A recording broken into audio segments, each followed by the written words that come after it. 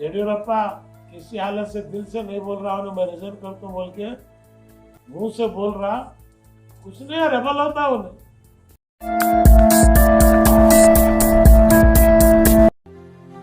कर्नाटका में वजीर आला के ओहदे के लिए रेस लगी हुई है, ताहम अभी तक बीजेपी हाईकमान से इस मसले के मुताल्लिक कोई पैगाम नहीं आया है।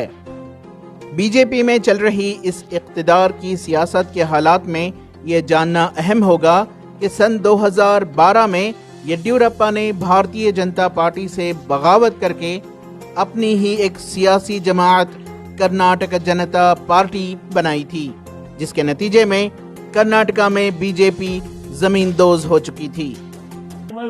जब से कम 2 साल से तो विक्टिमस हुए, कोविड आया, लाखों मरे, ऑक्सीजन नहीं, दवा नहीं, भूख से मरे, डर से मरे, ऑक्सीजन से कंगालों को मरे।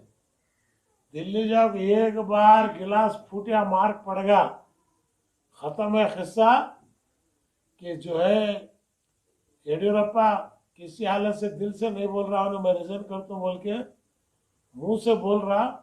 27 के बाद देखो ड्रामा क्या होता कहने का, क्या कुछ नहीं है, रेबल होता उन्हें, किस्सा खत्म है।